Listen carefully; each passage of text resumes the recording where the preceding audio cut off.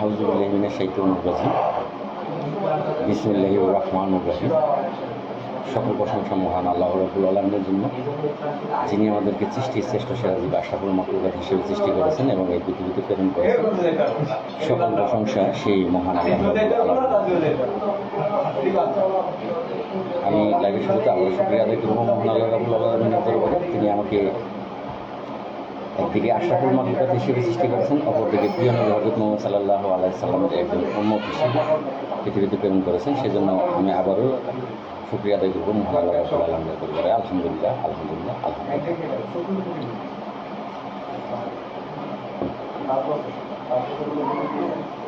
প্রাণপ্রিয় ৪৫,০০০ গ্রাম পুলিশ সদস্য সহ আমার ফেসবুক লাল মিয়া পেজটিতে ৩২K ফলোয়ার যারা মুসলমান আছেন তারা আমার সালাম আদায় করবেন। আসসালামু আলাইকুম ওয়া রাহমাতুল্লাহি ওয়া বারাকাতুহু।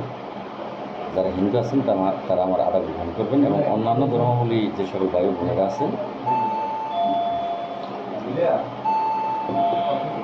তাদেরকে জানাচ্ছি অন্তঃস্থল থেকে প্রাণঢালা অভিনন্দন এবং রক্তিম লাল গোলাপের শুভেচ্ছা। আশা করি মহান আল্লাহ রাব্বুল আলামিনের অশেষ রহমতে আপনারা সকলে ভালো আছেন, ভালো থাকেন, সেই দোয়া এবং শুভকামনা আপনাদের জন্য নিরন্তর। লাইভে আসতাম না, হঠাৎ করে লাইভে আসতে বাধ্য হলাম। যেখানে বসে লাইভটি করতেছি, যেখান থেকে আপনারা লাইভটি দেখবেন, হঠাৎ করে লাইভে আসা, অনুরোধ করলে আপনাদের কাছে একটি শেয়ার দেবেন, কারণ প্রসারই প্রসার, আপনারা যত প্রচার করবেন তত প্রসার হবে। তো আপনারা বিশেষ করে এই যারা গ্রাম পুলিশ বাহিনীর সদস্য, অনেক গ্রাম পুলিশ বাহিনীর ছেলে আমাকে ফোন দেয়, অনেক গ্রাম পুলিশ সদস্যদের মেয়ে আমাকে ফোন দেয়, অনেক গ্রাম পুলিশ সদস্যদের পিতা মাতাও আমাকে ফোন দেয়। আমার এই পেজটির সাথে অনেকেই যুক্ত আছেন এবং গ্রাম পুলিশের বাহিরেও অনেকেই আমার লাইভ দেখেন, আমার ভিডিও দেখেন, আমার পোস্টগুলো দেখেন। আমি তাদের কাছে কৃতজ্ঞ। তো বিশেষ করে বেশি আছেন আমার এই পেজটির সাথে গ্রাম পুলিশ সদস্য। আমার এখন যে লাইভে আসা, সেই লাইভে আসার মূল কারণ হচ্ছে এই যে আপনারা, আমি ব্যাখ্যা যে দেখানোর চেষ্টা করব।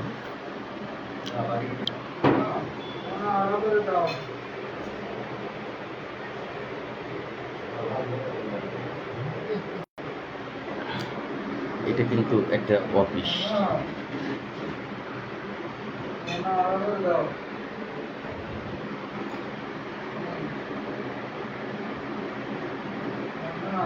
একটু কথা বলতেছি, 10 মিনিট সময় দেন।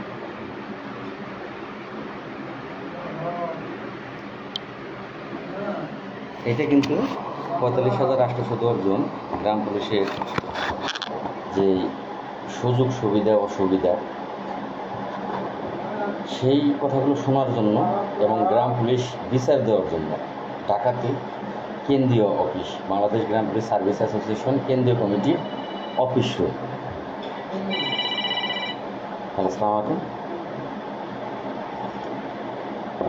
হ্যালো,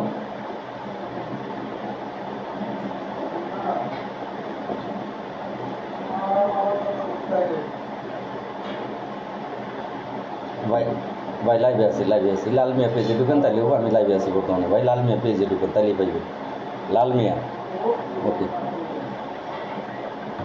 তো যাই অল্প কথা বলবো, খুব একটা ভালো লাগতেছে না, টেনশনে আছি। খুব অল্প কথা বলবো যে এইটা আপনাদের অফিস, এই অফিসটা আপনাদের। এই অফিসটার অ্যাডভান্স 1 লক্ষ টাকা, ভাড়া 30,000 টাকা মাসে।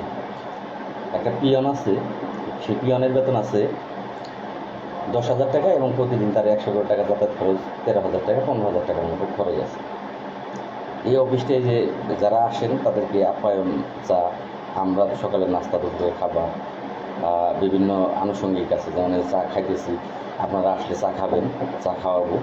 তো এই যে খরচগুলো, এগুলো সব মিলিয়ে প্রায় লক্ষাধিক, 1 লক্ষ টাকার মধ্যে যাবে। যার বাড়ি নাই, ঘর নাই, তাকে বাস্তুহারা বলা হয়। গ্রাম পুলিশের যে একটা গ্রাম পুলিশ বিপদে পড়লে, সমস্যায় পড়লে, অভিযোগ নিয়ে এই কেন্দ্রীয় কমিটির কাছে যাবে, কেন্দ্রীয় কমিটির তো অফিসই টাকাতে নেই, কার কাছে যাবে, কোথায় যাবে? এই এত বছরে কমিটির অভাব নাই, কিন্তু কেউ 1 লক্ষ টাকা কিন্তু অ্যাডভান্স নিতে লাগছে। 1 টাকা কিন্তু আপনাদের কাছে আমি এই পর্যন্ত চাই নাই যে অফিস নিতেছি, আমার একটা টাকা সহযোগিতা করেন। 1 লক্ষ টাকা দিয়ে কিন্তু এটা অ্যাডভান্স দিয়ে তারপর অফিসটা নেওয়া হয়েছে। তো সেক্ষেত্রে এখন আপনাদের একটা জায়গা আছে, অভিযোগ দেওয়ার জায়গা আছে। এইখানে আপনারা আসলে যদি এই অভিযোগ দেন, এখানে অভিযোগ দিলে 1 মাস যাবে না, আশা করি 1 মাস যাবে না। 1 মাসের আগেই আপনারা যে বিষয়ে অভিযোগটা দেবেন সেই বিষয়ে আপনারা মুক্তি পাবেন। 1 মাস লাগবে না মুক্তি পেতে। ধরেন আপনাদের অনেক উপজেলায় আছে, তাদের এই বেতন ভাতা ঠিকমতো দেয় না। ইউপি অংশের বেতন পান 36 মাসে, যাতায়াত ভাতা পান 5 বছরের। আসেন, অফিসে আসতে হবে। এটা ফোন দিয়ে বললে আপনারা হবে না। অনেকেই আপনারা ফোন দিতেছেন, ভাই এত সহজ হলে তো হয়েই যেত গা। আপনাদের অফিসে আসতে হবে, অফিসে আসবেন, লিখিত অভিযোগ করবেন।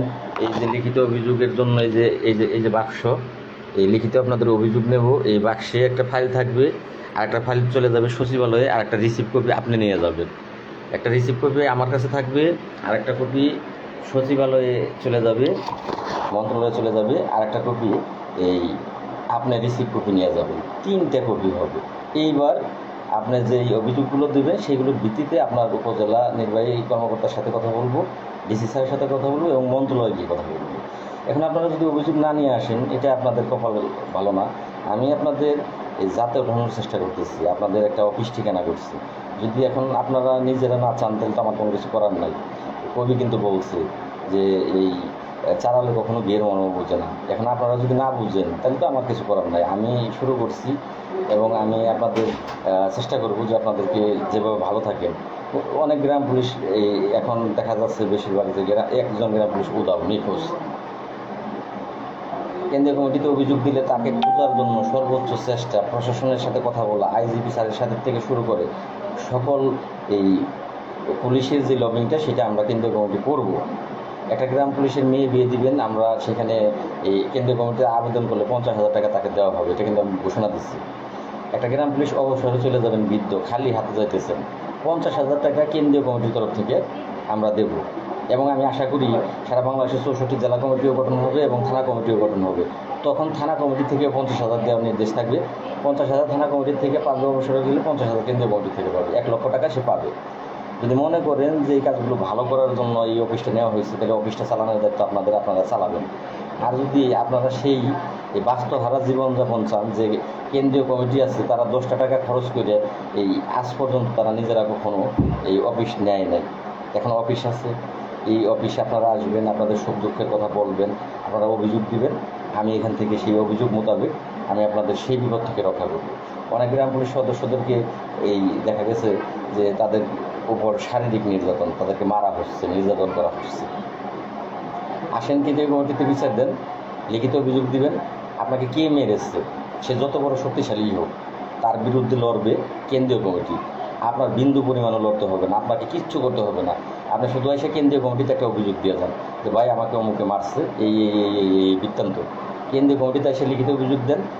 আপনাকে যদি এই এমপিও আপনাকে আঘাত করে, মারে, বা এমপির ছেলে পেলে মারে, কথার কথা এক্সাম্পল, যে যত বড় এই ব্যক্তি আপনাকে এই অন্যায়ভাবে মারবে, অন্যায়ভাবে মারলে তাকে ছেড়ে দেওয়া হবে না। আপনি কেন্দ্রীয় কমিটিতে সে বিচার দেবেন। আমরা তার জন্য যেখানে যেখানে যেতে হয়, সর্বোচ্চ যেখানে যেখানে যেতে হয়, আমার কমিটির পক্ষ থেকে আমরা যাব।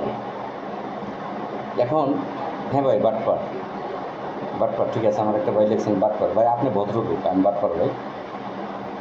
আপনি বিশিষ্ট ভদ্রলোক আর আমি বাটপার। ঠিক আছে ভাই, ধন্যবাদ অসংখ্য আপনাকে। যাই যে ওই লোকের কাছে আমি বাটপার। এখন স্যার, এই যে চুরি করে তাকে চুর বলা হয়, যে ডাকাতি করে তাকে ডাকাত বলা হয়, যে ছিনতাই করে তাকে ছিনতাইকারী বলা হয়। এখন আমাকে বাটপার আপনি কেন বললেন, সেইটা ব্যাখ্যা সহ কমেন্টের মধ্যে লিখে যে আপনার কাছে এই কারণে আমি বাটপার। আর যদি সেইটা ব্যাখ্যা সহ লিখতে না পারেন তাহলে আমি মনে করব যে আসলে আপনি এই এমন কিছু আপনার সাথে আমি করছি যেটা লিখতে পারবেন না। আপনার বোনকে হয়তো বা প্রেগনেন্ট বানাইছি, বা আপনার বউকে প্রেগনেন্ট বানাইছি। প্রেগনেন্ট বুঝেন, গর্ভবতী করছি, এই কারণে আপনি এটা লিখতে পারবেন না। আর তাছাড়া কী কারণে আপনি বাটপার লিখলেন সেটা অবশ্যই কারণ সহ লিখবেন। যদি না লেখেন তাহলে বুঝে নেব যে আপনার বউকে প্রেগনেন্ট বানাইছি, নাহলে আপনার বোনকে প্রেগনেন্ট বানাইছি, এই কারণে আপনি বাটপার বলছেন। আশা করি উত্তর দেবেন যে কেন বাটপার লিখলেন, আপনি বাটপারের কী কাজ করা হয়েছে এটা লিখবেন। যাই হোক, আপনাদের সকলের কাছে একযোগে এই সহযোগিতা কামনা করতেছি দ্রুত। আমি কিন্তু এতদিন সহযোগিতা চাইনি আপনাদের কাছে, এতদিন কোনো সহযোগিতা আমি চাইনি। এই যা কিছু করতেছি আমি আমার মেধা দিয়ে আমার মাথা দিয়ে আমি চলতেছি। কিন্তু আজকে কিন্তু সহযোগিতা দুপুর একটা পোস্ট করছি, সহযোগিতার প্রয়োজন। এখনও লাইভে বলতেছি দ্রুত আপনাদের সহযোগিতা দরকার, দ্রুত। আমার নিজের জন্য না, আপনাদের কাজের জন্য। আপনারা যে এই যা পারেন দয়া করে আপনারা একটু সহযোগিতার হাতটা দ্রুত বাড়িয়ে দেন, আজকে কালকে পরশু বাড়িয়ে দেন। দ্রুত অর্থের দরকার যদি ভালো কোনো কিছু পেতে চান এই অর্থ বছরে। আর আমি চেষ্টা করতে পারি, আমি এই যে ঢাকাতে আসছি, লাইভ করতেছি, আপনাদের অফিস নিয়ে বসে আছি, যে আমি যাতে সচল থাকতে পারি, আমি যাতে দৌড়াতে পারি, আপনাদের মঙ্গলটা যেন এই হয় সেই চেষ্টাটা আমি করতে পারি। সেই জন্য দ্রুত অর্থনৈতিক সহযোগিতার প্রয়োজন। আপনারা সকলেই যেখান থেকে লাইভটা দেখবেন বেশি বেশি শেয়ার দেবেন এবং অর্থনৈতিক সহযোগিতার হাতটা বাড়িয়ে দেবেন। এই অর্থ বছরে কে কী বললো বাদ দেন, এই অর্থ বছরে আপনাদের ভাগ্যের পরিবর্তন হচ্ছে।